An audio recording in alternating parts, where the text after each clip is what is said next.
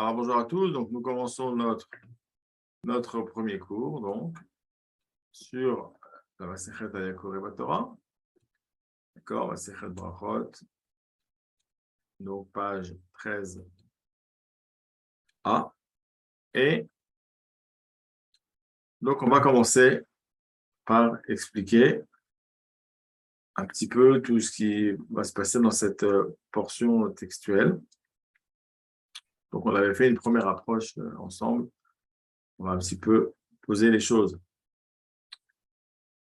Donc, il s'agit d'un chapitre qui parle essentiellement des lois du Kiryat Shema.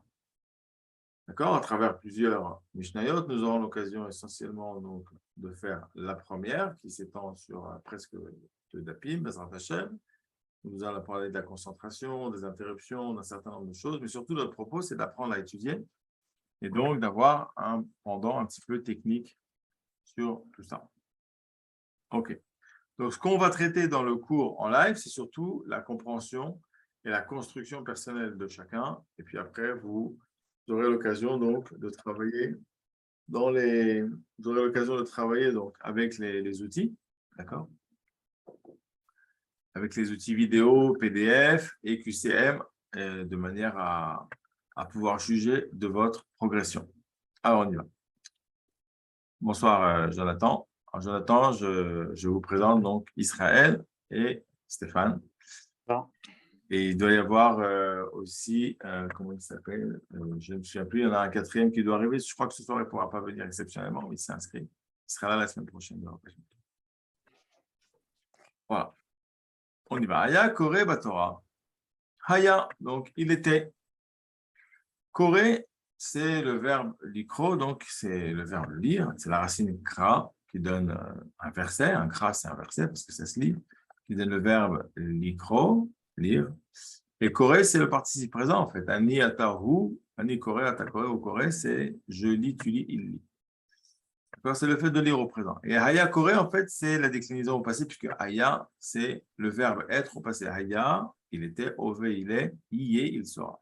Haya Koreh, donc, il était en train de lire, en fait. Il lisait, il était en train de lire. Haya Koreh. Torah, dans la Torah. Donc, il s'agit ici, en fait, du Sefer Torah. Vehigia et est arrivé. Haga, c'est la racine du verbe, en fait, arriver, venir, d'accord? Vehigia et est arrivé. Zman, le temps, amikra de la lecture. Vous voyez, on retrouve kra, la même racine qu'ici, d'accord? Et mikra, c'est la lecture. Ha, mikra, c'est la lecture. Donc, on a une Mishnah qui nous dit que quelqu'un, il était en train de lire, donc, dans le Sefer Torah, il était en train de lire la paracha de Kiryat Shema, ça c'est moi qui vous le dis parce que c'est Rashi qui le dit. D'accord? Rashi, il précise, il était en train de lire dans un Sefer Torah et il était en train de lire le Kiryat Shema, la lecture du Shema. Et on voit quelque chose d'intéressant, c'est que la Mishnah nous dit Ve'igia zman hamikra. Il s'est mis à lire dans le Sefer Torah le Kiryat Shema lorsque tout à coup, de manière impromptue, est arrivé le temps d'acquittement de la mitzvah, le temps de la lecture, zman hamikra. C'est-à-dire tout de suite, il y a quelque chose qu'on comprend, qui est sous-entendu, c'est que quand il a commencé à lire, et là je vous pose la question, quand il a commencé à lire, est-ce qu'il voulait lire pour s'acquitter du Kiryat Shema ou a priori il voulait lire pour faire autre chose et il se trouve qu'il est dans les horaires d'acquittement? Comment vous comprenez la phrase? S'il avait voulu s'acquitter de la mitzvah, il l'aurait fait en son temps. Il n'aurait pas commencé avant. Il aurait commencé directement, exactement. Donc ce Ve'igia, ce pitom, c'est-à-dire ce tout à coup, il se trouve qu'en même temps qu'il lit, il est dans les horaires du Kiryat Shema. Ça veut dire que quand il a commencé, il n'était pas dans les horaires. Parce qu'en fait, c'est le signe qu'il ne voulait pas lire pour s'acquitter du Shema. Ça, c'est le premier sous-entendu. Et le deuxième gros sous-entendu, du coup, qui vient, c'est que si maintenant il lit pas pour s'acquitter et qu'il se trouve qu'il est dans les horaires du Shema, il y a une autre question qui est sous-entendue finalement, à laquelle la Mishnah va répondre. Regardez dans le texte. On continue. Im kiven libo. Im, si kiven libo. Alors, kiven, ça donne le mot kavana. La kavana, c'est l'intention. la conscience, l'état de conscience. D'accord? Im kiven, si il a littéralement, les chaven, c'est orienté, dirigé. Il a dirigé son cœur. Libo, c'est son cœur. Aleph shelo. Yatsa, il est quitte. Yatsa, ça veut dire littéralement, il est sorti. Vous voyez, Stéphane? Yatsa, il est sorti. Mais en fait, il est sorti de quoi? Il n'est pas sorti de la pièce. Yatsa, ça veut dire contextuellement, on le comprend par il est acquitté. Donc, comment on passe? C'est ça qui est intéressant, du littéral au contextuel, c'est-à-dire du sens simple dans le texte en hébreu ou en araméen, à la manière de le comprendre dans notre système qui s'appelle le français. Eh bien, en fait, il est sorti de son obligation. Il est sorti du joug. Il a quelque chose sur lui qui l'oblige, il sort de ça. Voilà. Ouais, mais Yatsa, ça veut dire c'est 3 mots en fait. Ça veut dire il est sorti. Ouais, alors vous touchez une autre notion, c'est que l'hébreu et l'araméen sont des langues qui sont beaucoup basées sur l'allusion et sur en fait la multiplicité des interprétations possibles d'un même mot en fonction du contexte. Et c'est pour ça, alors que le français est une langue latine qui est très précise. Le français, comme le grec, définissent beaucoup les choses. C'est pour ça qu'avec seulement 2-3 mots d'hébreu et d'araméen, on a déjà 15 mots en français.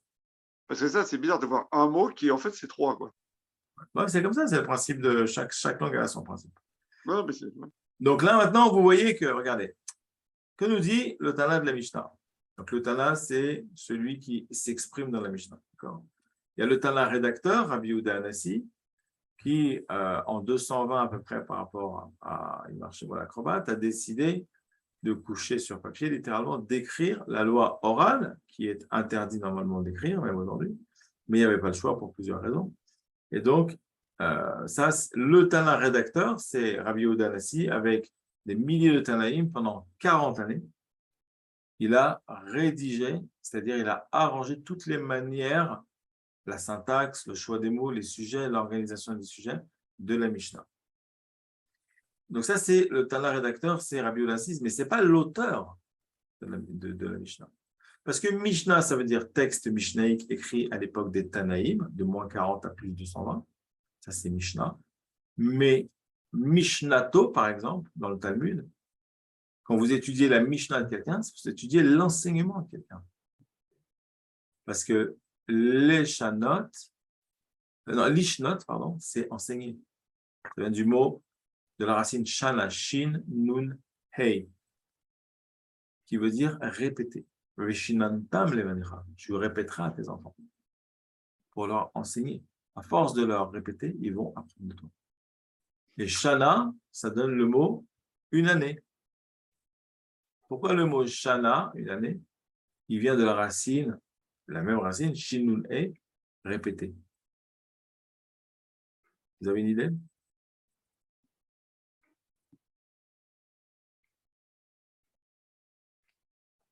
Parce que l'année est l'unité de base qui se répète dans la vie de l'homme. Ouais, l'année, ça se répète. Donc, ça se répète. Ouais. Donc, c'est pour ça. Maintenant, la chaîne, par exemple, qui dérive de ça, shinun. Pourquoi ça dérive de la répétition chaîne là-dedans? Parce que la fonction de là-dedans ne s'exerce que par la répétition. Vous ne pouvez pas attraper, croquer et manger en une seule fois. C'est impossible. Vous allez mâcher. Mâcher, c'est répéter ce mouvement avec des dents hautes, des dents bas. Donc, vous voyez, c'est extraordinaire, l'hébreu, le Lashon HaKodesh. C'est fabuleux. Voilà. Donc, on nous dit, s'il a eu la kavana, il est quitte. Sous-entendu, la question se posait, est-ce que dans ce contexte-là, il va être quitte? La question est sous-entendue. Il était en train de lire dans le Sefer Torah, nous dit Rashi, la lecture, le schéma Israël, nous dit Rashi, quand tout à coup, il se trouve que c'est l'horaire d'acquittement du schéma. Ah, donc en fait, ce n'était pas prévu. Ah, tu sais, s'il a eu un certain niveau de conscience, de Kabbalah, qui vient de niveau, il est quitte. Ah, donc en fait, ta question, c'est est-ce que bien qu'il n'a pas commencé pour vouloir s'acquitter du schéma et qu'il se trouve qu'il va lire le schéma, peut-être même pas pour s'acquitter, mais pendant les heures du schéma, est-ce que du coup cette lecture le rend quitte? Voilà. Là, on a vraiment commencé à rentrer dans ce qu'on appelle la manière d'analyser une Mishnah. D'accord? Qui sera la technique, le point technique, à un moment donné, on va le voir. Mais le live qu'on va avoir ensemble, c'est vraiment du vécu. D'abord, vous allez vivre, d'accord, ma Torah, entre guillemets, c'est-à-dire comment je vis ma méthode, ma technique, le texte, etc., pour arriver à l'autonomie. Et donc, c'est ça qu'il faut prendre. Il faut prendre des notes, il faut écouter, poser beaucoup de questions. C'est très interactif, c'est vraiment un moment à part. D'accord? D'ailleurs, on a fixé en fait le cours à 1 heure. Si ça ne dérange personne, en général, c'est plutôt 1 heure et quart, 1 heure et demie. Parce que pour qu'on aille vraiment au fond des notions, puis des fois, je vais vous faire répéter certaines choses. D'accord? Donc là, on est dans l'analyse de la Mishnah. C'est bon, on a compris le cas de la Mishnah. Une Mishnah, c'est quoi? C'est minimum un cas et une règle. C'est comme un catalogue Ikea et Abdil. Vous avez un produit et un prix. C'est le minimum. Si vous n'avez pas ça, vous n'avez pas un catalogue de aucun magasin. Une Mishnah, c'est minimum un cas et une règle. Ce qu'on va appeler en hébreu, le cas, on va l'appeler le mikré, et la règle, on va l'appeler le din. Alors, pourquoi l'enseignement des Tanaïm?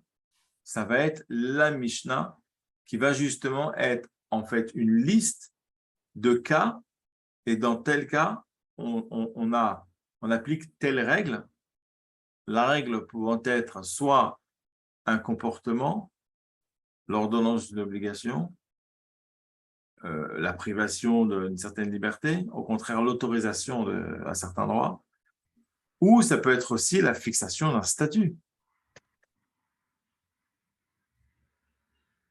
Le statut et la règle sont intimement liés. À partir du moment où vous rentrez dans une nouvelle boîte, vous signez un contrat, vous avez un statut qui vous impose des règles.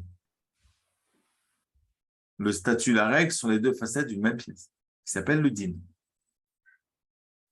Donc, une Mishnah, c'est minimum un cas, une règle.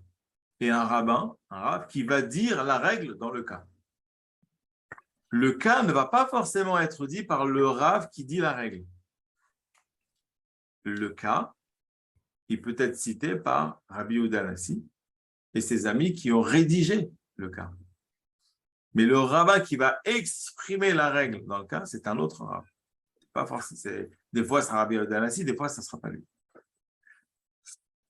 Alors, pourquoi la loi orale se formule sous la forme de cas et de règles? Parce qu'en fait, que fait le Tana? Le Tana, donc c'est cette époque, le Tanaïm, de moins 40 à plus de 220, où on a des super rabbins, des rabbinim extraordinaires de sainteté et de pureté, qui étudient en fait la loi écrite, le Chumash, et qui interprètent, qui comprennent, de par leur sainteté, leur pureté et leur dévotion au divin, ils interprètent, ils comprennent, ils tirent d'un mot du Chumash, ils tirent un din. Ça veut dire, ils vont tirer de ce mot-là, en fait, on a une mitzvah de mettre les téfilines. En fait, on a une mitzvah de ne pas manger un mélange de lait et de viande. Au Bechalav Imo, Lo Revachel Gedi. On a, de chaque mot écrit, ils vont tirer, en fait, un comportement, un statut, une règle. Et cette règle va faire que la Torah est une Torah de vie, c'est-à-dire, en fait, c'est notre Torah, en fait, c'est un comportement, c'est pas une religion. C'est un comportement dans le sens où la Torah écrite va nous dicter nos comportements dans les moindres détails de chaque parcelle de notre vie, mais pour savoir comment se comporter d'après la Torah, il va falloir un filtre qui va extraire en fait les comportements correspondant à ce qui est écrit, et ça s'appelle les Tanaïm, ça s'appelle la Mishnah. C'est pour ça que lorsque Rabbi Yehuda Hanassi a dit il faut écrire la Mishnah, il a demandé à Rabbi Meir d'aller chercher toutes les Mishnayot de tous les Tanaïm qu'ils pouvaient trouver. Donc, ils ont récupéré toutes les Mishnayot qu'ils ont pu, donc tous les enseignements, tous les Chidushim, en fait, puisque Mishnah, c'est Chidush, tous les enseignements nouveaux de ces rabbins. Ça, c'est Rabbi Meir qui s'en est occupé. Et Rabbi Yehuda a demandé à Rabbi Akiva de classifier ces Mishnayot selon chaque domaine de la vie d'un juif. Et ça donne les 6 ordres de la Mishnah. 6, ça se dit shesh, et un ordre, c'est un seder. Donc, au pluriel, shisha sedarim. Shesh sedarim. 6 ordres. Ça donne chasse. Et 6 ordres de la Mishnah, ça donne shesh sedarim chez la Mishnah, contracté, shisha sidre Mishnah. Chasse, shin, sin, shisha sidre. Au début, le chasse, c'est pas du tout la Gemara. Le chasse, c'est le chasse Mishnah. Ces 6 ordres vont couvrir l'intégralité des scènes de vie d'un homme. Avec les femmes, avec les enfants, l'éducation, le rapport à l'argent, le rapport au travail, l'obligation d'étudier, etc., etc., etc. D'accord? Maintenant, cette Mishnah, elle va être écrite de manière à être protégée d'une part de l'interprétation des goïms, pour pas que les non-juifs puissent avoir accès au contenu et le transformer, pour dire après aux juifs, voilà ce que c'est que la Mishnah, et c'est pas autre chose. Donc il a fallu protéger la Mishnah, et il a fallu aussi rendre la Mishnah orale alors qu'elle était écrite. Parce que c'est interdit d'écrire la loi écrite. Donc, comment Rabbi Yehuda Hanassi a fait? Rabbi Yehuda Hanassi n'a mis dans les Mishnayot que le cas le din, et de temps en temps, la raison qui a motivé le Rav à trancher le din de cette manière, mais c'est assez rare. Et du coup, il nous manque plein d'éléments pour qualifier, pour en fait comprendre exactement de quoi parle la Mishnah, de manière dans sa dimension applicable. Je vous donne un exemple. Baba Metsia, première Mishnah, Shnaim Ochazin Batali. Il y en a 2, ils viennent, ils arrivent au Beddin et ils chamaillent. Non, c'est à moi. Non, je l'ai trouvé en premier. Non, je l'ai vu en premier. Un vêtement, un talit. Bon, on dit quoi, etc. La Mishnah statue. Chacun doit jurer qu'il n'a pas moins que la moitié. Ça, on peut comprendre. Mais elle statue quelque chose de très bien. La Mishnah statue Veyachaloku. Ils doivent partager le talit. Nébuleux. De quel partage on parle? Est-ce qu'on parle qu'ils vont découper le talit en 2? Est-ce qu'ils vont le vendre et découper la somme d'argent? Chacun va prendre la moitié. Est-ce qu'on va découper le chimouche, l'utilisation? Toi un jour, moi un jour, et Shabbat, personne n'utilise. Donc ça, c'est une zone d'interprétation libre. La Gemara va en parler d'ailleurs. Et c'est ça qui fait que finalement, on ne sait pas réellement toujours de quoi on parle. Ça, c'est ce qu'on appelle le domaine du kiyum à Mitzvah. La manière dont on va appliquer le din de la Mishnah, ce n'est pas marqué dans la Mishnah. Donc, forcément, il va falloir qu'on en discute. Donc, la Mishnah va rester orale. Et la discussion sur tous les points obscurs de la Mishnah, volontairement laissés obscurs par Rabbi Yehuda Hanassi, cette discussion va donner la Gemara. Le commentaire de la Gemara consiste à éclairer les points volontairement laissés obscurs par Rabbi Yehuda Hanassi et son équipe pour protéger la Mishnah de la compréhension immédiate et finale par n'importe qui, notamment par les juifs. Et l'ensemble Mishnah plus Gemara s'appelle le Talmud.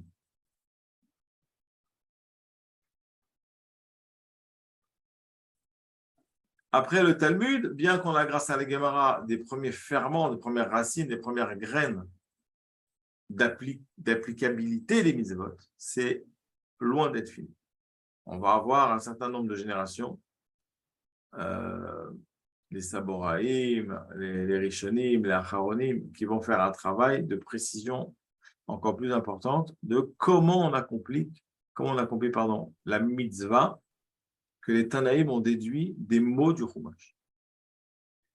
Et ça nous donne le Shulchan Aruch de Rabbi Yosef Karo. Tout l'aboutissement de ça, sur plusieurs siècles, ça nous donne le Shulchan Aruch de Rabbi Yosef Karo, qui lui est complètement applicable à l'époque, en l'état. C'est de la halakha psuka, ce qu'on appelle tranchée.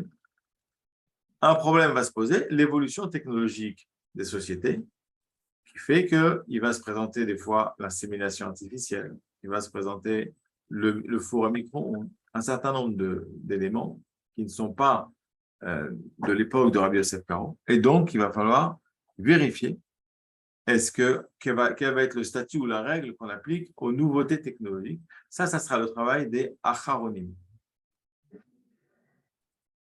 Les acharonim, c'est le Rav Israël, c'est Rav Ovadia Yosef, c'est Rav Eliashiv, d'accord? À partir du Rav Israël, on est déjà largement dans les acharonim. Les Rishonim, c'est Rambam, le Rif, Rashi, Tosfot, tout ça sont des Rishonim. Voilà, donc là, vous avez, depuis le Chumash de Révélation au Har Sinaï, d'accord, où on nous dit, vous avez 613 mitzvot, les 10 paroles, en passant par le Chumash, l'interprétation donc des Tanaïm, le travail après des Amoraïm, de l'Agmara, le travail après de finalisation en halakha des Rishonim, et après le travail d'adaptation séculaire par les Acharonim jusqu'au Mashiach, vous avez toute l'étendue, les différents textes et leurs fonctions dans l'histoire. Est-ce que vous avez une question? Oui, moi j'ai une question. Vous m'entendez? Oui, très bien. Aujourd'hui, par rapport justement aux évolutions que vous décriviez, qui se charge, enfin, on a des géants aussi dans notre génération, mais qui se chargera aussi de continuer de faire évoluer comme ça peut être le cas, ou alors on considère que on a atteint. Non, c'est toujours. Tant qu'il y a des nouvelles technologies, là, on est en plein dedans. Là. Je ne sais pas si Ouais. vous suivez un petit peu. Moi, je suis passionné par beaucoup de choses dans la vie, dans le monde. D'accord? Là, si vous regardez, ne serait-ce que la voie du transhumanisme et tout ce que ça implique au niveau philosophique, déjà, c'est une tarte monumentale, c'est une révolution. D'accord? Mais ne serait-ce que je ne sais pas si vous savez ce que c'est, je ne vais pas développer, mais intéressez-vous 2 minutes. Pour pouvoir mettre en place le transhumanisme, il faut avoir une maîtrise totale de l'ADN, d'accord, de la fabrication presque des hommes, même sans ventre féminin, etc. Ça veut dire qu'il a fallu une poussée technologique, biotechnologique et médicale phénoménale qui va permettre d'aboutir à ce qu'on appelle d'une part l'homme augmenté. C'est-à-dire, en fait, technologiquement, on va augmenter les fonctions humaines de l'homme. Ça peut être mieux voir, ça peut être mieux entendre, ça peut être courir beaucoup plus vite, ça peut être avoir des muscles, d'accord, ça peut être vivre 300 ans au lieu de... Ouais, c'est ça. Et après, on arrive même, en fait, alors là, on va très, très loin, à tout simplement télécharger, par exemple, la mémoire humaine, d'accord, tout votre savoir, votre conscience, votre personnalité, fabriquer un double, d'accord, ce qu'on appelle des doubles, et faire oui, c'est ça, on arrive vraiment, et ça, c'est la technologie qui le permet. Maintenant, est-ce que quelqu'un, par exemple, d'accord, qui va être fabriqué avec du zéra, du sperme, donc d'un papa juif, avec, par exemple, dans une femme juive, mais qui a été augmentée et son ADN transformé. Ne serait-ce que tout simplement, est-ce que je prends aujourd'hui une femme juive, d'accord? Je transforme son ADN. Je le change. Et elle enfante maintenant. En fait, est-ce que la personne reste la même si on a changé son ADN, modifié réellement? Ou non, en fait, c'est plus la même personne. Parce que quelque part, elle avait un ADN typiquement juif, aujourd'hui, elle ne l'a plus. Et donc, est-ce que l'enfant est juif? Donc, en fait, il y a des évolutions phénoménales aujourd'hui où la halakha va devoir dire les choses, clairement. Vous comprenez? Donc, c'est ça. Et là, on est dans les 5 ans. En 5 ans, 10 ans, le monde va évoluer au niveau des sciences et de la médecine plus qu'en 200 ans, pratiquement. C'est phénoménal ce qu'on va voir. On le voit déjà. Par exemple, ils ont fait une découverte extraordinaire en ce qu'on appelle en génétique. ils ont découvert qu'en fait, je ne sais plus comment ils s'appellent, ceux qui ont découvert l'ADN dans les années 60, en fait, ils n'ont jamais pris en compte que les chromosomes, il y a une partie d'ADN et il y a une partie de masse, d'accord, énorme autour de l'ADN. Ça ne pas ce que c'est. Ils en ont jamais parlé, ils n'ont jamais tenu compte. Aujourd'hui, on sait ce que c'est. En fait, c'est un autre ADN qui fait qu'ils se sont rendus compte qu'en fait, quelqu'un, par exemple, qui avait un gène du cancer, nous, en fait, s'il change son comportement, le gène ne va pas s'exprimer. Pourquoi? Alors, au début, on était dans un déterminisme génétique. Si tu as un gène du cancer, tu as ce qu'on appelle un terrain et automatiquement, tu développeras le cancer. Voilà, tu n'as pas de choix. Aujourd'hui, avec cette découverte, ce qu'on appelle l'épigénétique, ils ont découvert qu'en fait, les gènes s'expriment si on a certains comportements et ils ne s'expriment pas s'ils n'ont pas d'autres comportements. Donc, comprenez qu'on est dans les révolutions. Ça veut dire que concrètement, selon ce que vous croyez, vous exprimez ou pas certaines parties de votre génome. Et donc, on rentre dans la Torah qui dit que, en fait, vos croyances déterminent votre vie. Alors qu'avant, ce n'était pas ça. Avant, c'était la science, on est un bout de steak, on est des muscles. Et en fait, ce qu'on a dans nos muscles va déterminer nos maladies et notre mort. Aujourd'hui, ça n'a rien à voir. C'est l'esprit qui guide la matière. C'est ça la découverte de l'épigénétique. On est complètement rentré dans une spiritualisation du monde. D'accord? On est vraiment à la fin des temps dans les Bouddhas. OK. Donc, nous revenons un petit peu à nos moutons. On a fait un peu d'épistémologie, d'histoire des textes, de fondation des textes pour voir un petit peu la place de la Mishnah, de la Gemara, du Talmud, des Tanaïm, des Amorim. On a fait une première ébauche. Donc, on revient à notre cas. Aya Korebatora avec Gazman, la Mikra, Im Kiven Libo Yatsa. Après la Gemara, la Mishnah, pardon, va dire Ba Prakim, donc littéralement dans les chapitres, Shoel Mipne Akavod ou Meshir. Shoel, il va demander, littéralement demander, mais en fait, il va s'enquérir du salut de l'autre. Il va demander à l'autre comment ça va. C'est pour ça que c'est marqué Shoel. Il va dire bonjour de lui-même. Vous allez comprendre pourquoi je dis ça. Shoel Mipne Akavod, il va demander à cause du Kavod, à cause en fait du respect qu'il doit à la personne qui s'est présentée. Lui, pour l'instant, on ne comprend pas bien de quoi parle la Mishnah. Ou Meshiv, et il va répondre. Ou Baemsa, et au milieu, donc, on va voir qu'il s'agit du milieu d'un chapitre du schéma. Shoel Mipne Aïra, ou Meshiv. Il peut demander à cause de la crainte et répondre. Alors, de quoi on parle? En fait, on est rentré dans un autre cas halachique. C'est quoi le cas halachique? En fait, c'est ce que la personne va vous décrire et elle vous dire, en fait, dans tout ça, notre problème, c'est ça.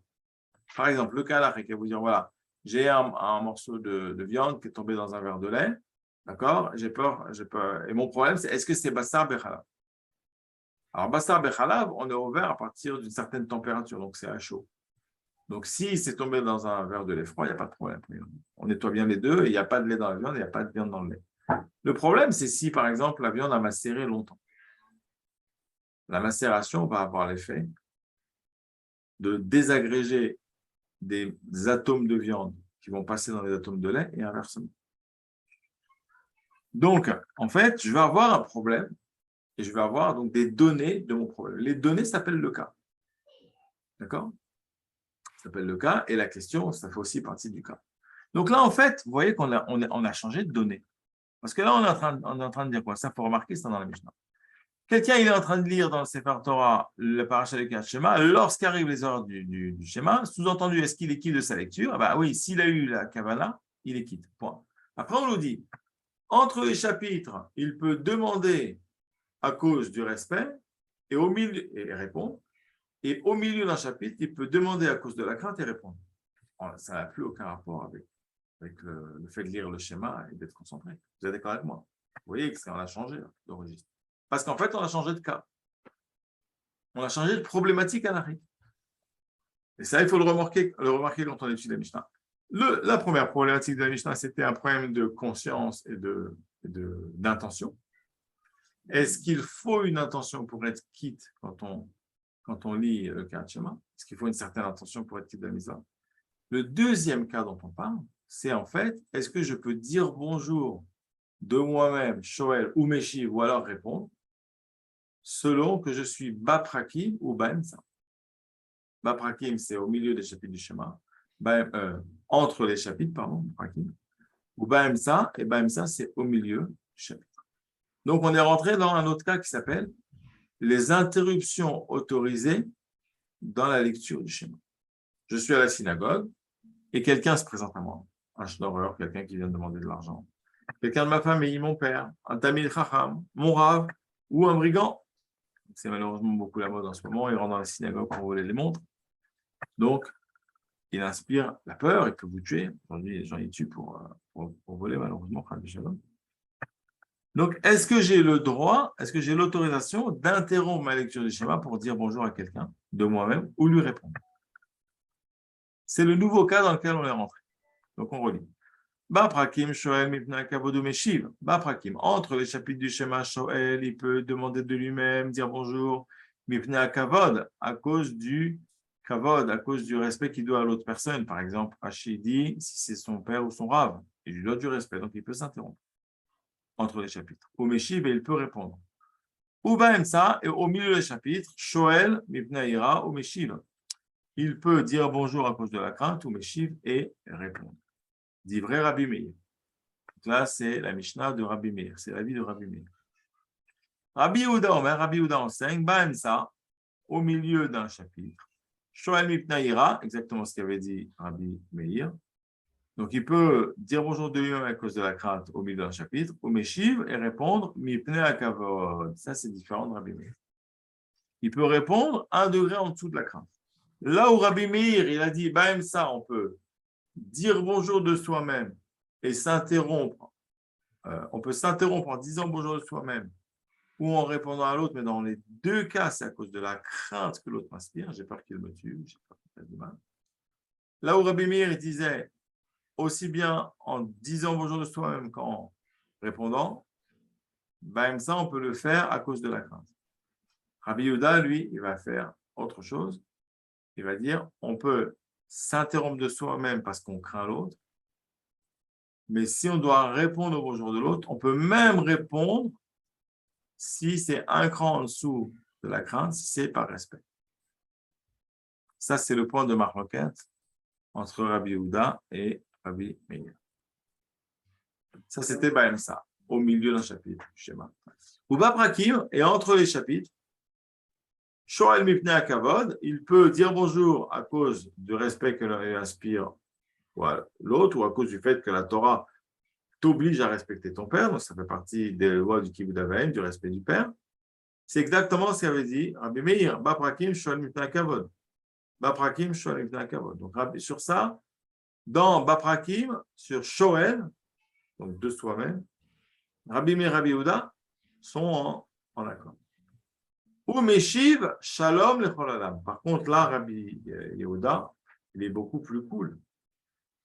Parce que là où Rabbi Meir, il impose de pouvoir répondre à celui qui se présente à toi à cause du kavod, Rabbi Yehuda, il dit non, même si tu ne lui dois pas du kavod particulièrement, c'est pas de ta famille, c'est pas ton rav, c'est pas ton père. Par exemple, quelqu'un, il passe, il demande la tzedaka, il vient, il te dit bonjour. D'après Rabbi Yehuda, d'accord, c'est l'echol adam, c'est le tout venant. Il te dit bonjour, tu dois lui dire bonjour, d'après Rabbi Yehuda. Et la lacha est comme Rabbi Yehuda. Pourtant, tu dis, attends, il attend que ça. Il attend que ça de venir prendre un cadre schéma avec sa pièce. Il demande la tzedaka. Et en plus, il dit bonjour. D'après Rabbi Yehuda, c'est tout homme. Tu peux t'interrompre, tu attends d'être entre deux chapitres, tu dois répondre. Il faut voir la halacha. Est-ce que dans la halacha, ça va être psuké, ça veut dire ça va être conclu comme ça. Mais en tout cas, de la Mishnah, de ce qu'on perçoit de la Mishnah, et on sait que la halacha, elle est comme ça parce que ici, on a un petit bête qui renvoie dans la halacha et c'est l'avis de Rabbi Yehuda. D'accord. Alors que l'avis de Rabbi Meir, il n'y a pas de lettre au-dessus. Il y a des lettres au milieu, mais il n'y a pas au-dessus. Alors que là, il y a une lettre au-dessus. Cette lettre-là, elle renvoie dans l'hypertexte, dans les références halachiques des livres qui vont traiter le cas de la Mishnah. Donc, ça veut dire que c'est le cas de Rabbi Yehuda qui va être traité dans le livre de la... Donc, ça sera, a priori, ça sera Rabbi Yehuda. Bon, ça, c'est autre chose, c'est technique. D'accord?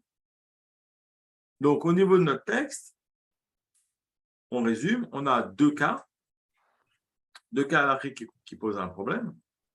Le fait que quelqu'un lise le schéma, est-ce qu'il doit avoir un certain niveau de conscience? Donc, on va appeler de la kavana. D'accord? Quand il lit pour être quitte. Et la Mishnah dit oui. Pourquoi? Parce que la Mishnah dit im kiven libo.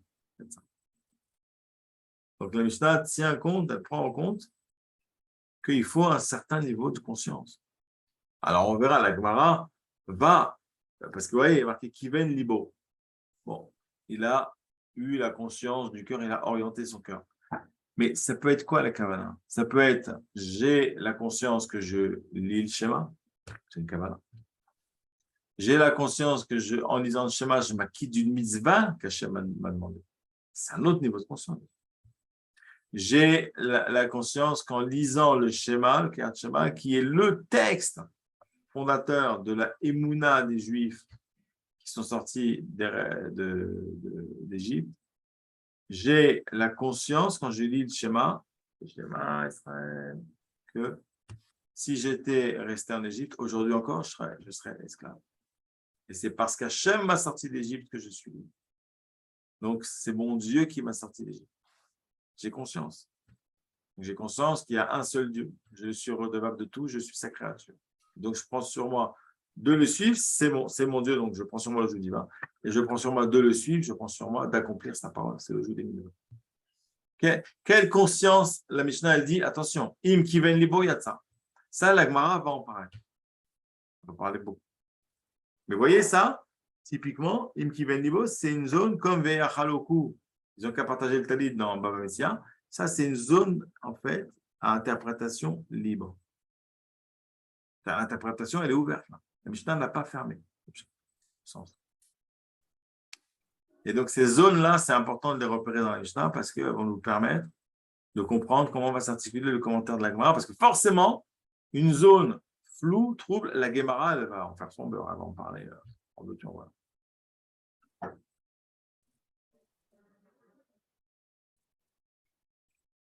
Donc, premier cas, est-ce qu'on est quitte de la Misa de Kriyat Shema, d'une part, quand finalement, alors qu'on n'en a pas l'intention, on n'en a pas la volonté de vue, il se trouve qu'en fait, on lit pendant les horaires alors qu'on ne lisait pas pour la Misa. Là, le deuxième point,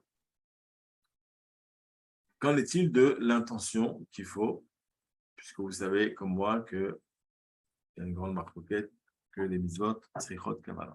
On va le voir dans la Gemara. Ok, deuxième cas, est-ce que je suis autorisé à m'interrompre dans le schéma dans ma lecture du schéma et à quelles conditions?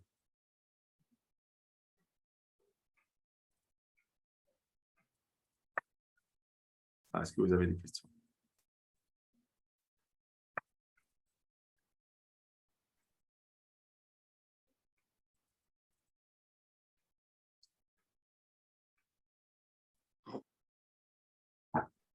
Non, ça vous paraît clair?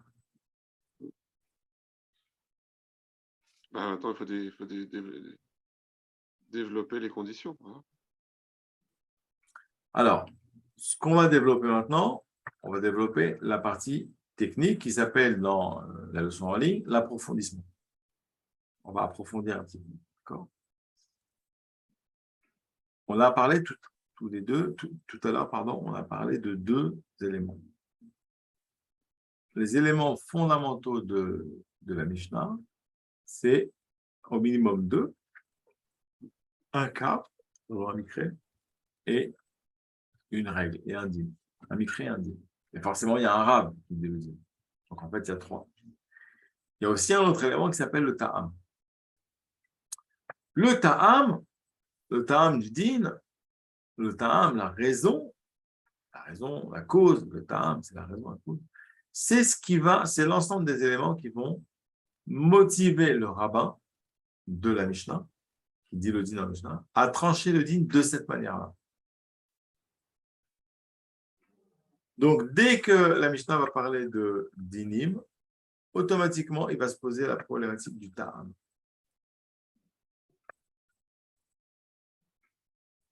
Quelles sont les raisons qui te motivent à donner à cette personne ce statut-là? savez, par exemple, vous avez entendu parler des mamzerim. Eh bien, il y a un rave, il peut savoir qu'une personne est mamzer et il pourrait le dévoiler. Mais il y a une règle chez les mamzerim, c'est que si ça s'est oublié, c'est-à-dire si ça disparaît de la circulation, la personne n'est plus mamzer.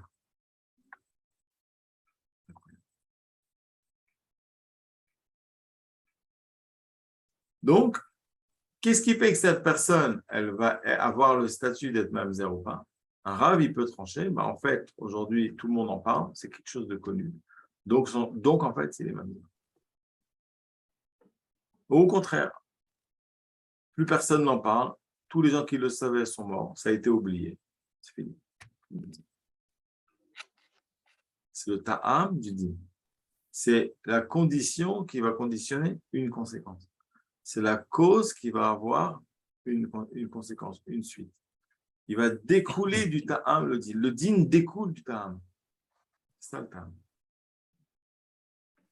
Maintenant, le ta'am, il va motiver en fait la manière dont le rav va trancher le din dans le mikré. Je répète. Le ta'am va motiver, il va justifier la manière dont le rav a tranché son din dans le mikré. Mais ce n'est pas forcément parce qu'on a quelque chose qui motive le rav à trancher d'une certaine manière que cette chose-là est du ta'am. Cette chose-là peut aussi être du mikré. Pourquoi? Parce que les données de base du cas vont aussi avoir, entre guillemets, leur mot à dire dans la conséquence de ce qu'ils peuvent engendrer. C'est-à-dire, des fois, le din va dépendre du cas dans lequel on est, et pas du ta'am.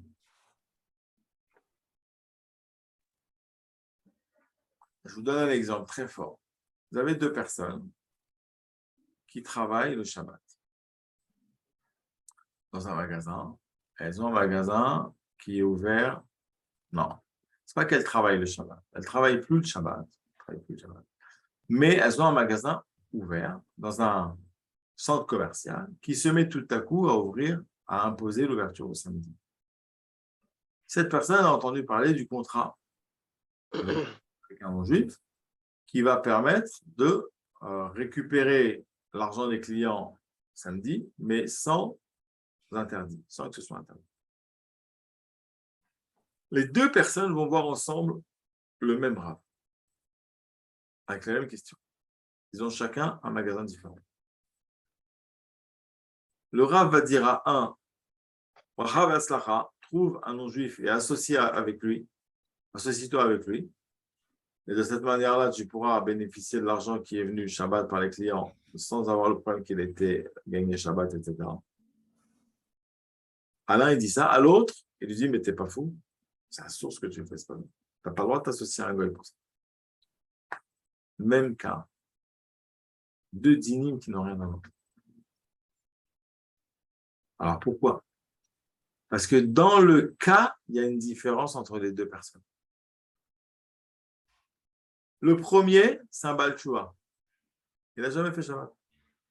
Et lui, en fait, il est en pleine Teshuvah.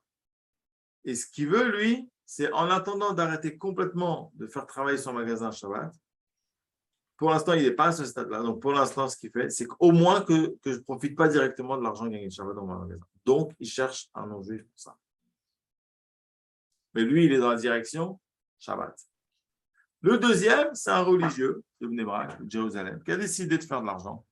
Et il a pris un magasin dans un canyon, c'est pas là un canyon en Israël, un centre commercial. Et il cherche absolument une autorisation de faire un contrat pour ouvrir un magasin Shabbat. Ah, bébé, je rigole quoi. Si ce n'est pas qu'on ne travaille pas Shabbat, tu veux ouvrir avec tes péotes, ton talit, ta gemara, ta truc, tu veux ouvrir un magasin pour gagner de l'argent, pour gagner de l'argent, Shabbat, ça ne va pas. C'est Issour Gamo pour toi. Parce que lui, il est en pleine chute. Ouais.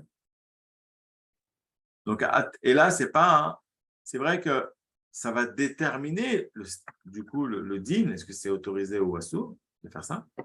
Mais ce n'est pas du ta'am, parce que le ta'am, en fait, ça va être soit un verset de la Torah, soit, par exemple, une svara. Une svara, c'est une logique. Un kalva chomer, ou une gzera shava, ça veut dire on va faire ressembler des termes éloignés dans la Torah, ou un ekesh, on va faire ressembler des termes rapprochés, ou un binyanav. On va dire, ah bah ce cas-là, il ressemble à ce cas-là, donc de même que dans ce cas-là, on fait comme ça, alors dans ce cas-là qui ressemble, on fait comme ça. Tout ça, c'est ta'am. Mais là, ce qu'on vient de voir, c'est l'histoire de la personne. Ce n'est pas un passage de la Torah ou un kalva chomer, c'est l'histoire. L'historique de la personne fait que le din et moutar ou assourd s'associent à un goy pour le contrat, pour l'argent qu'il gagne Shabbat. C'est incroyable. C'est l'histoire de la personne. Vous comprenez? Ça veut dire quoi? Ça veut dire que c'est du micré. C'est le cas. Est-ce que dans le cas, on parle d'un Baal Tshuva? Est-ce que dans le cas, on parle de quelqu'un qui est né, qui a toujours été dans la Torah? Est-ce qu'on parle d'un séfarade? Des fois, ça peut changer. Est-ce qu'on parle d'un ashkenaz? Est-ce qu'on parle d'un jeune? Est-ce qu'on parle de quelqu'un qui est très riche? Est-ce qu'on parle de quelqu'un qui est pauvre? À un moment donné, je faisais du shalom bayit. J'ai arrêté parce que c'est épuisant. Et j'ai eu le cas où il fallait, je traite un cas, il y avait un problème donc, relatif à la sexualité, et c'était déjà en France. C'était déjà en France. Et j'ai un mentor ici pour ça, et il est israélien. Et il m'a dit, mais où sont ces gens-là? Il dit, est-ce que ce sont des Baalei Teshuvah, ou ils ont toujours connu la Torah, etc. Il m'a dit, nous, on ne peut pas trancher. Je lui ai dit, pourquoi? Il me dit, il doit faire la Sheila, mais qu'à un rave qui est sur le sol français. Parce que les us et coutumes en matière de sexualité du peuple français, et donc qui influencent aussi les juifs qui habitent là-bas, n'ont rien à voir avec les habitudes ici en Israël. Pas rien à voir, ça va, on est tous pareils, mais il y a beaucoup de différences qui fait que en fait, on va certainement peut-être leur autoriser plus de choses parce qu'ils sont dans une ambiance de Paris, de France, peut-être beaucoup moins favorable à la sainteté que, par exemple, Jérusalem ou des quartiers de Bnei Brak. Et donc, vous voyez comment une chose simple, tu demandes à un rabbin en Israël, au contraire, il est très fort, il a appris beaucoup plus de choses, c'est une bombe. Nafka, on se dirait peut-être que les Français devraient tous avoir un rabbin en Israël. Je te laisse l'adapter.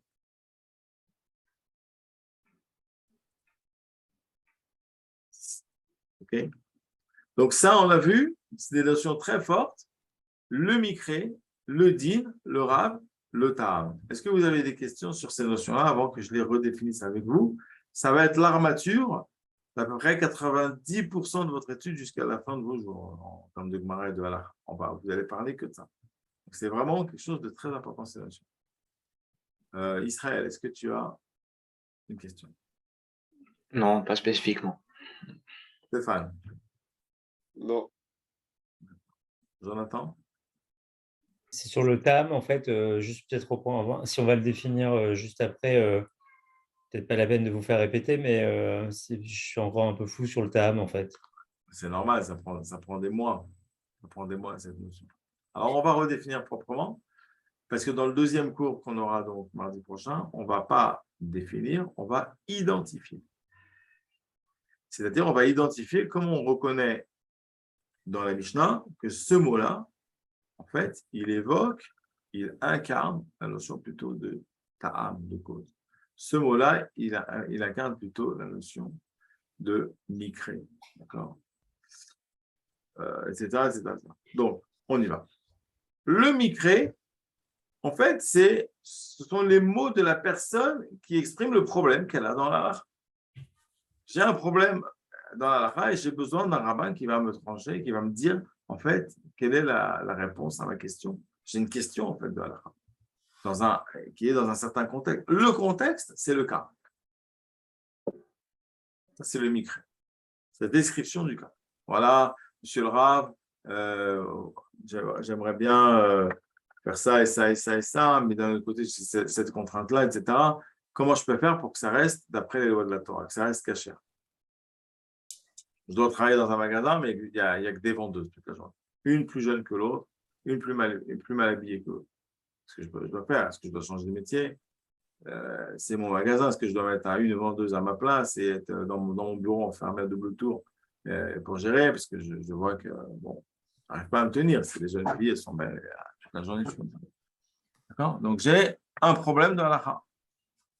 Je dois aller très loin pour signer des contrats avec des clients, ça va par là ça. Est-ce qu'au nom de ça, j'ai le droit, par exemple, qu'on me voit dans un restaurant dans le Puy-de-Dôme, en Auvergne, où on mange que de la saucisse et du truc, et on va me voir là-bas. Moi, je suis Comed Roche, je mets la kippa. De toute façon, les gens, ils vont me voir. Voilà, j'ai un petit peu de barbe, j'ai les titites. Est-ce que j'ai un problème de Maraït Aïn? On va me voir là-bas dans ce restaurant là-bas. C'est un juif. Vous êtes juif? C'est un juif. Qu'est-ce qu'il fait là? Donc, c'était caché. Je dois aller rendre des téphilines au fils du patron dans un McDonald's à Paris et à République. Je rentre ou pas? Même si je n'ai pas forcément des grands signes d'un grand pratiquant, mais les gens savent. On est à République, on est dans le 11e, on est dans le 19e. Les gens savent, les gens savent que tu es juif. Il y a des gens qui savent, ils disent, je dois aller à un rendez-vous, le type, il habite à Place Pigalle. Je n'ai pas de bol. Est-ce que j'y vais ou pas? On va me voir là-bas. Mais d'un autre côté, c'est un gros client. Et lui, il est correct, c'est un mec normal. Bon, il se trouve qu'il a hérité de sa grand-mère à l'époque, elle a acheté à 60 ans l'appartement. Place Pigalle, ce n'était pas ce que c'est aujourd'hui. Donc, je dois y aller. Il m'a dit, écoutez, on signe, moi, je ne peux pas me déplacer, on signe chez moi. Qu'est-ce que je fais? Donc, ça, c'est le cas. Le micré, l'ambiance générale. Ce sont les mots que vous allez dire au rabbin. Dès que dans la Mishnah, vous allez voir quelqu'un qui dit des mots à un rabbin parce qu'il a un problème, c'est du micré. On raconte, c'est une histoire.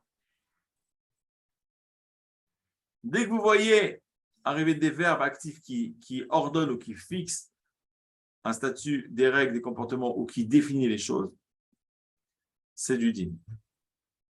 Shoel, qu'il demande, il peut demander. Meshiv, il peut répondre. Yatsa, il est quitte. Il est acquitté. C'est des verbes qui vont définir, qui vont ordonner, qui vont autoriser, qui vont changer un petit peu le statut et les règles auxquelles sont soumis la personne, l'objet, la situation, la maison du cas halakhique. Ça, c'est du din. Le din, c'est la solution à l'arique. Ouais, le din, c'est la solution au problème halakhique. Très bien, Stéphane. C'est exactement ça. Je suis content. C'est exactement ça. Maintenant, chaque rave, il vient avec une solution. La plupart du temps, ce qui va faire que chaque rave, il vient avec sa solution, c'est parce qu'il a son point de vue qui repose sur, en fait, ses motivations. Qui ne sont pas des motivations personnelles, qui sont des motivations liées à ce qu'il a appris dans la Torah, à sa sagesse, à son expérience, à ce qu'il a reçu de ses maîtres à lui. Donc, par exemple, dans la Gemara, vous allez avoir un Tana qui va trancher le din de cette manière-là parce qu'il a reçu de ses maîtres une Gezerah Shava. Gezerah Shava, c'est j'ai deux mots éloignés dans le Chumash qui décrivent deux situations halakhiques différentes. Mais comme Gezerah Shava Ligzor, ça veut dire couper, la découpe sémantique est la même, c'est le même champ sémantique ou lexical, et souvent ce sont les mêmes mots qui sont découpés de la même manière. Et Hachem a décidé qu'entre ces deux mots-là dans le fromage, bien qu'il y ait un autre mot comme ça, un troisième qui se promène, il a décidé entre ce mot-là et ce mot-là, il y a un pont qui fait qu'on peut transmettre toutes les halachot de l'un vers l'autre et de l'autre vers l'un. Gezerah Shava. La Gezerah Shava, c'est une liste qui a été fixée par Akadosh Baruch Hu que certains rabbins ont reçu de Moshe Rabbeinu et d'autres non. Donc vous avez un rabbin, un Mora, ou un Tana qui va trancher le din parce qu'il a reçu la Gezerah Shava. Et les autres vont trancher aussi le din. Alors, il y a deux cas. Soit ils vont trancher le din différent parce qu'ils n'ont pas la Gezerah Shava, ou des fois, ils vont aussi arriver à la même conclusion que celui qui a la Gezerah Shava, mais eux, ils vont arriver par l'interprétation d'un pasuk. Donc, ils ont le même din, mais pas le même ta'am. Ils ne s'appuient pas sur la même référence. Au contraire, comme ils ont un din différent, comme ils ont un ta'am différent, ils ont un din différent. Par exemple, dans Brachot, première Mishnah, on a 3 avis. À partir de quand est-ce qu'on équipe de la lecture du schéma? À partir de l'heure des Cohen, je passe, c'est un horaire spécial. Bon, bref, la Gemara va en parler pendant un daf. Jusqu'à quand? Si je ne me trompe pas, Rabbi Eliezer, il dit jusqu'au tiers de la nuit. Chachamim, il dit jusqu'à Chatzot. Rabban Gamliel, il dit jusqu'à l'aube. 3 avis sur l'heure limite de la nuit pour lire le Kriyat Shema et être quitte de la lecture. On verra que, en fait, Chachamim, ils mettent une barrière à Chatzot. Ils disent, nous, on t'autorise qu'à Chatzot. Et si tu rates, tu as le droit jusqu'au bout de la nuit après Chatzot. Une barrière. Mais Rabbi Eliezer et Rabban Gamliel, ce n'est pas une barrière. C'est-à-dire leur décision dans le din n'est pas l'expression de vouloir mettre une barrière à l'homme pour qu'il se dépêche de faire la mitzvah, et s'il casse la barrière, ça veut dire qu'il dépasse, il a encore une chance. Pas ça. C'est une différence d'interprétation dans le pasuk. D'où vient la mitzvah de lire le Kriyat Shema? Il vient du 7e verset, du 6e chapitre, du 5e livre, Devarim, 7, 6, 5, c'est facile à retenir. Veshinantam levanecha, vedibarta ba'am, veshiftera, bevetera, vedera, beshor becha, ufku becha. Vedibarta bam, et tu les diras, tu en parleras. Certains disent on parle de Divrei Torah, d'autres disent on parle des paroles de Kriyat Shema, la halacha, vedibarta bam, elles seront dans ta bouche les paroles du schéma. Beshor becha, à ton coucher, ou bekumecha, et à ton lever. Shkiva, lishkav, ça veut dire s'allonger. Kima, la koum, ça veut dire se lever. Chacun, Rabbi Eliezer et Rabban Gamliel, ils interprètent le mot shkiva, le coucher, beshor becha.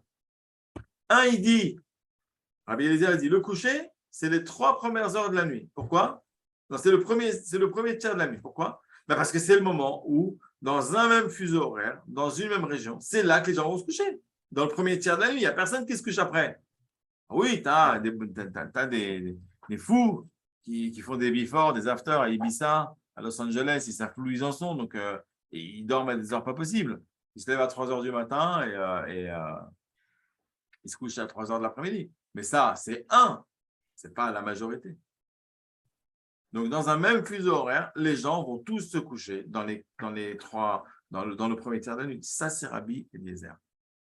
C'est pour ça que lui pense que le mot de la Torah, Beshor Becha, qui dit qu'on a l'obligation de dire le Kriyat Shema, c'est uniquement de Tzat HaKoravim, le début de la nuit, plus un tiers. C'est Rabbi Eliezer. Rabban Gamliel lui dit pas du tout. Le coucher, ce n'est pas le moment d'aller se coucher. Quand est-ce qu'on est couché? Quand on dort. Donc, le coucher, c'est tant qu'on dort. Donc, quand est-ce qu'on ne dort plus? C'est à l'aube. Le jour se lève, le coq chante. Ça y est, on démarre la journée. Donc, à l'aube, on n'est plus couché. Et donc, automatiquement, qu'est-ce qu'il dit Rabban Gamliel? Il dit, Beshor Becha, on doit lire le schéma jusqu'au bout de la nuit. Différence d'interprétation du même ta'am, Beshor Becha, qui est un ta'am, qui est un pasouk, mais ils ont une différence de drasha. Et donc, ça donne une différence dans le din. Est-ce que c'est plus clair, Jonathan? C'est plus clair, beaucoup plus clair. Mais tu as vu comment on malaxe, on pétrit la pâte. Ah ouais, c'est clair. Alors, on a encore du temps pour faire ce que vous voulez, si vous le voulez. Si vous voulez, on a fait déjà une bonne heure, 10 et quart. Si vous voulez qu'on... Alors d'abord, ce qu'on va faire, on va arrêter l'enregistrement ici, parce qu'on a déjà un bon enregistrement pour la leçon en ligne, d'accord? Et puis nous, après, si vous voulez qu'on continue un peu de la mise en situation, de la lecture, du coaching, moi je suis là pour vous, il n'y a aucun problème. Voilà, donc on dit à bientôt pour nos spectateur de la leçon en ligne. Attendez, j'arrête l'enregistrement.